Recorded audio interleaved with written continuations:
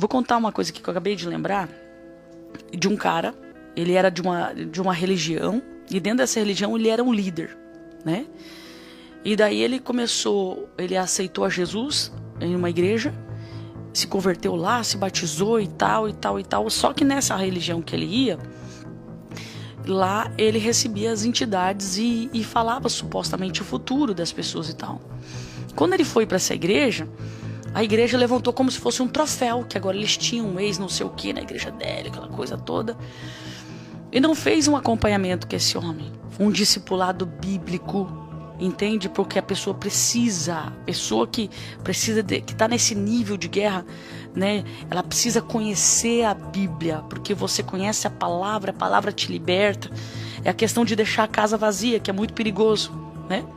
Ao invés da igreja discipular aquele homem, não levantou um troféu.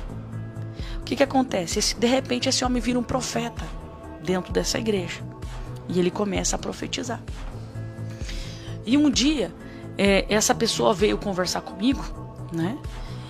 E eu achei engraçado que eu não sabia do contexto de história dele, né? Mas quando ele falava comigo, toda vez que ele falava comigo, parecia que ele tinha um pigarro na garganta. Ele fazia assim, sabe? Ele fazia assim. E aquilo foi me soando ruim. Uma coisa ruim, sabe? Só que ele era aquele cara assim que chegava aqui e ele falava: William, o negócio é o seguinte, é pá, tá. E foi levantado muita bandeira desse cara como profeta. E na época eu falei pro Gerson: eu não sei, tem um negócio ruim.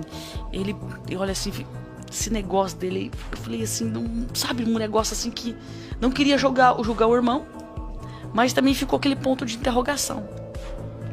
Aí um dia, conversando com ele assim, nesse mesmo dia assim, ele pegou e falou bem assim pra mim assim: desde quando eu saí de tal lugar que eu servia tal lugar? Quando ele falou servia tal entidade, eu falei: meu Deus do céu, aquilo já foi me arrepiando.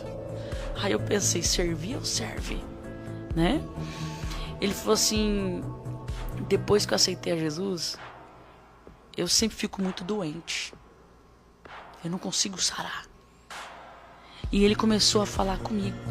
Só que é como se ele quisesse abrir o coração para mim e ao mesmo tempo tivesse uma interferência ali espiritual, não deixando ele falar comigo. Aí quando ele tava assim, a conversa já tava assim, sabe, como se fosse abrindo o coração, ele parou, ele fez de novo. William, ele fez assim, ele me olhou por baixo. Quando ele me olhou por baixo, eu falei: quem tá aí? E ele ficou olhando assim pra mim. Rapaz, a impressão que eu tinha assim, que o olho dele tava dentro do meu olho, sabe? Aí eu falei pra ele, quem tá aí? Ele estendeu um sorriso, né? E ele começou a falar. Você sabe que o sotaque muda, né? Quem tiver ligado sabe de que entidade eu tô falando. Na hora o sotaque mudou. E ele falou assim: ele é meu. Ele fez um pacto comigo. Ele tem uma aliança comigo. Na hora, foi uma experiência tão forte que na hora eu falei assim: em nome de Jesus, esse homem, ele quer ser liberto. Então pega tudo que é seu e sai da vida dele. Na hora ele fechou o olho, abriu, já era ele de novo. Eu falei assim: fulano, você precisa conversar com o teu pastor. Tô só resumindo que o negócio foi longo. Eu falei: abre o teu coração pro teu pastor e fala que essa entidade ainda tá interferindo aqui. Tem coisas que não é o Espírito de Deus. E você sabe disso. Aí uma lágrima desce, ele falou assim: esse é o problema. Eu não consigo discernir o que é Deus, o que é ele, porque ele vem e interfere quando eu quero falar algo. Entendeu? E na época eu orientei ele procurar o pastor dele e buscar ajuda.